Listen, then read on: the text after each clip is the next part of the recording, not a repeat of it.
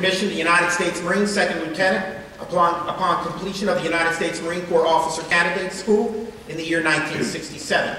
He was then assigned to the United States Navy Flight School program. Following graduation from flight school, he was promoted to First Lieutenant. As a naval aviator, he was then assigned to a helicopter pilot to the Marine Medium Helicopter Squadron 264 in 1969, which was when he was trained to fly the Sea Knight helicopter. Mr. Smith then went on to a 3-month cruise aboard the USS Guadalcanal to learn the finer points of carrier and amphibious operations. In November of 1969, Mr. Smith was assigned to fly in the Republic of Vietnam. During his service, he was shot down twice and crashed once due to control system failure. Mr. Smith fortunately walked away from all 3 crashes uninjured. Mr. Smith left the Marines as a captain in 1975 and began his current career as a computer application software engineer. In 1982, Mr. Smith joined the Pennsylvania Army National Guard, where he served as a part-time Army warrant officer pilot. He spent the next 20 years flying Huey and Black Hawk helicopters, and during his time in the Guard, Mr. Smith served rotations in Honduras, Central America, and Kosovo, the Republic of Serbia. Mr. Smith retired in 2005 with more than 31 years of military service to our country. It now gives me great pleasure to introduce to you CW4 retired Mr. Lawrence Smith.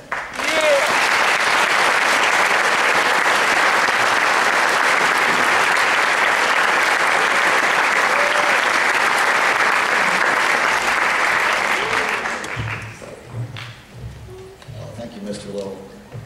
Good morning. On behalf of all of the veterans and all of the currently serving active duty and reserve personnel that are here today, I'd like to extend our gratitude to the Middletown School District Administration, to the student body, to the faculty and the support staff of the middle school here for honoring us here today. I want to start by running through a couple of quick slides here to provide a little context on the biographical information that Mr. Little just provided. So what you see there is the skinny guy in the orange vest and the big helmet is me 42 years ago, the summer before I was deployed to Vietnam. And that's a little bit better picture of the helicopter that I flew. That was the Marine workhorse in Vietnam. We used that to fly every single mission, all types of missions, medevacs, resupplies, troop insertions, troop extracts, you name it, that helicopter did it. And that's the Huey, which was the Army workhorse during the Vietnam War, and that's when I flew for 20 years in the Guard.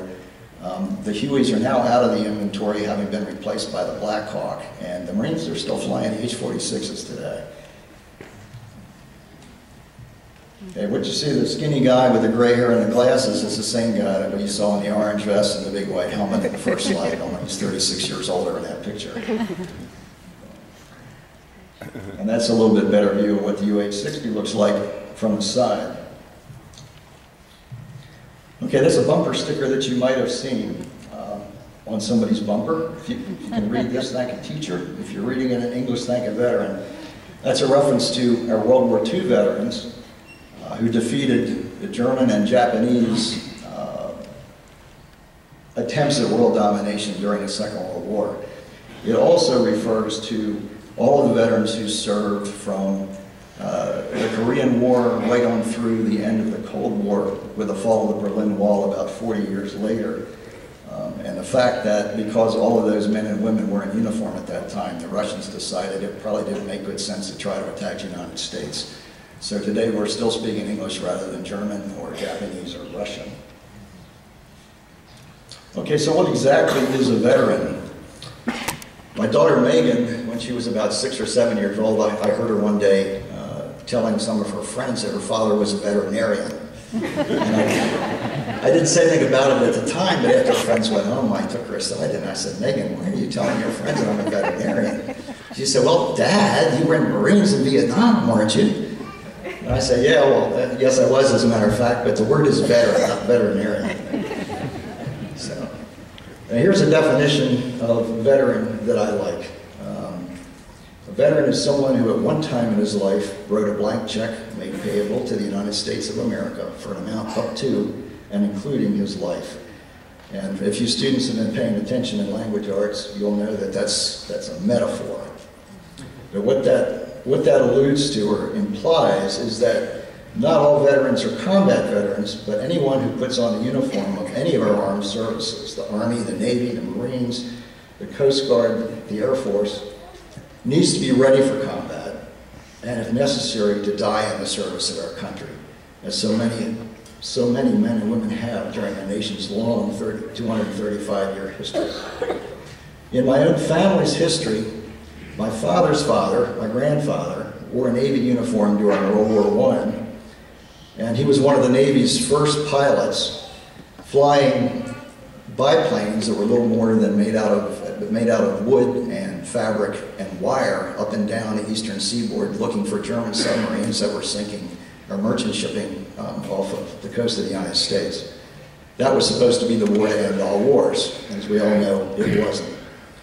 26 years later, my grandfather's son, my dad, was drafted into the Army to serve during World War II. Unfortunately for him and for me, the war ended before they could send him overseas to fight. 25 years after that, I was in the Marines fighting in Vietnam to resist a communist takeover of all of Southeast Asia. 32 years after my time in Vietnam, my son was flying over Afghanistan, supporting operations to defeat the Taliban and radical Islam and to make the world safe for peace-loving people of all faiths. Today, 9 years later, my son's doing the same thing again, this time as a reservist. He's back in the Middle East today. Again, he was supposed to be here. I'm speaking to you today. I'm replacing him because he can't be here. So anyway, you see how this veteran thing stretches from generation to generation in some families. It's not unique to one generation or one particular historical period.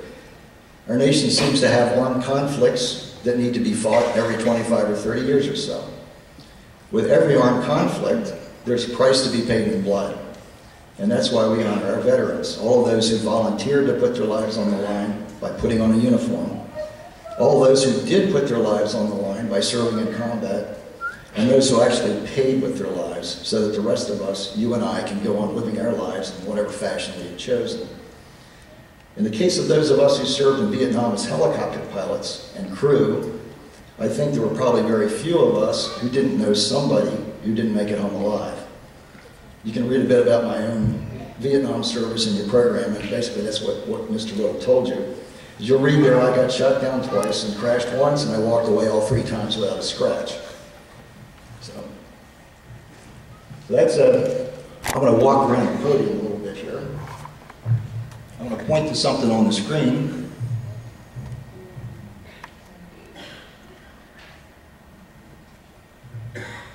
That right there is my head is about where my head would be if I were sitting at the controls of the helicopter, and what I just pointed to was a bullet hole in the side window, and that was one of many, many bullet holes in the helicopter that day.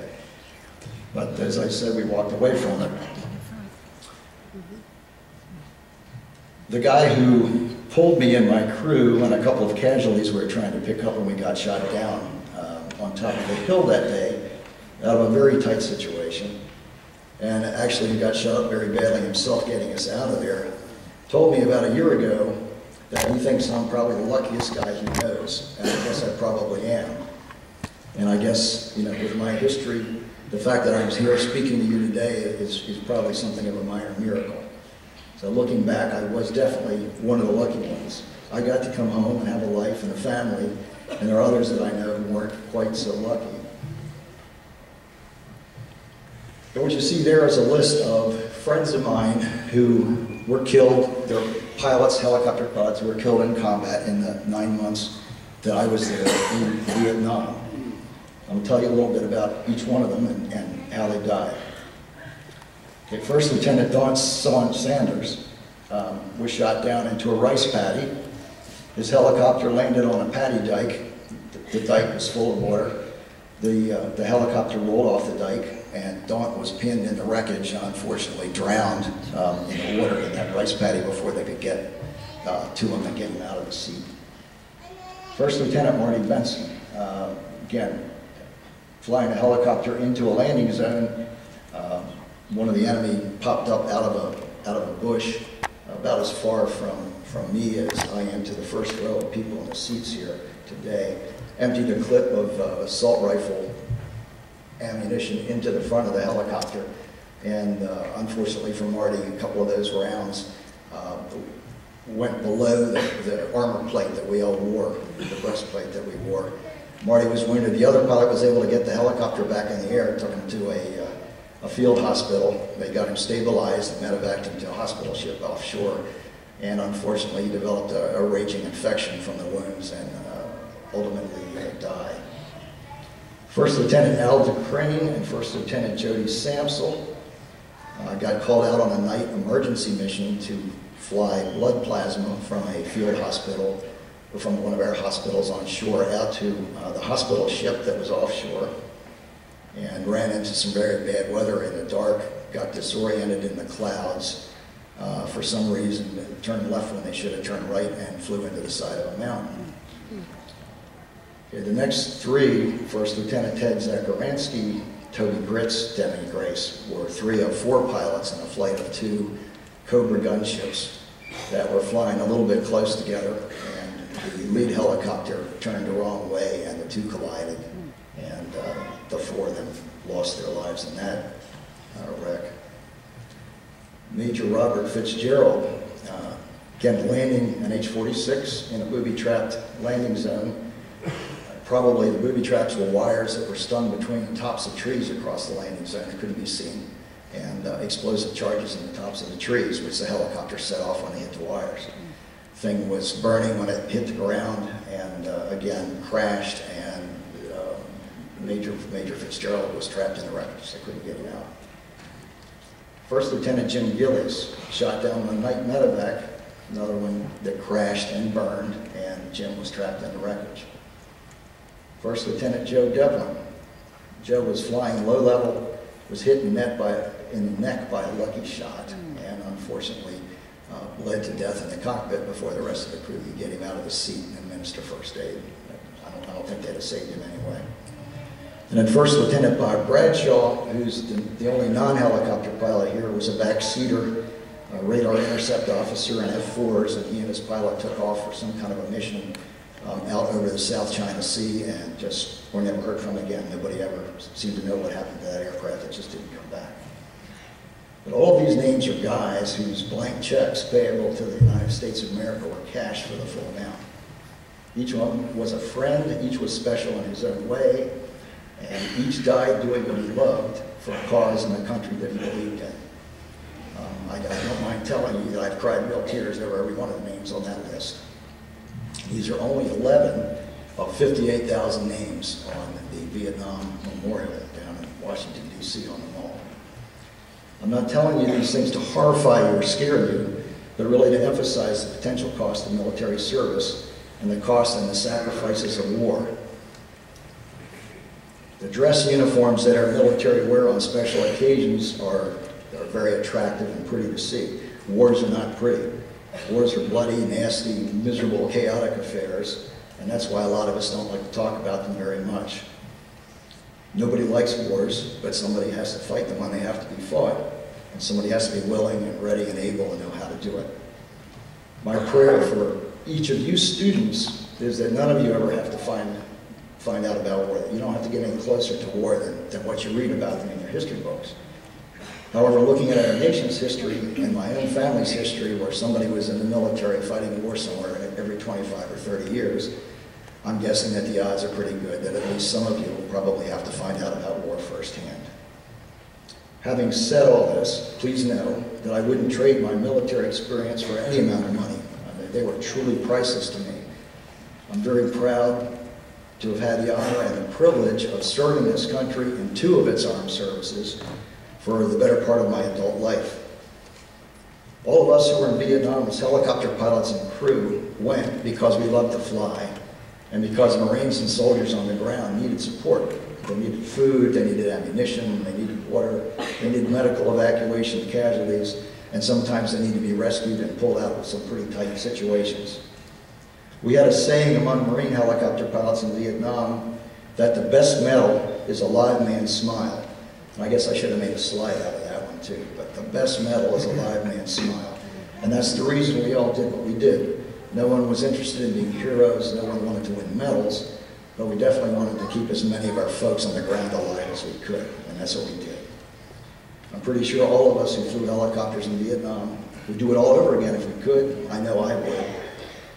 The only thing I would change about those years, if I were able, would be to have those men whose names you see up there on the screen right now, alive today, and together with their families and their grandchildren. If I could be anywhere in the world, anywhere else in the world today besides right here speaking to you now, I think I would be flying as co-pilot for my son in the cockpit of his airplane as he supports Air Force combat operations in Afghanistan. And that's a picture that was taken of my son on his first tour 9 years ago. And you can tell from the size of the jet engine intake that he's standing in that he flies really big airplanes. That's a KC-10 refueler. So I think you could probably put 4 or maybe 6 of anything I ever flew inside of one of what he flies. And with any luck at all, he'll be here to talk to you next year.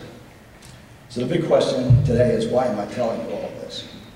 The things that I told you about Vietnam are all things that happened long before any of you students were born, and probably before any of your parents were born. And if any of your parents were alive then, they were probably still in diapers at the time. But I want you to take away 2 things today from this assembly. The first being the importance of the sacrifices of all our vets, both past, present, and future, to our way of life here in America.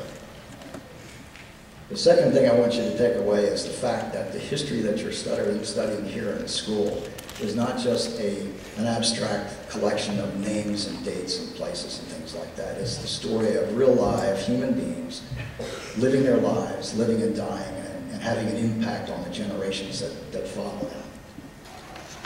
So I hope you learned something new about veterans today, and that the next time you're out having fun, doing something that you like to do with your family and your friends, just take a minute maybe, just pause and think a little bit about the sacrifices that some of your elders have made so that you can go on living your lives the way you want to live your lives. So thank you very much for your attendance, and I'll turn things back over to Mr. Lowe.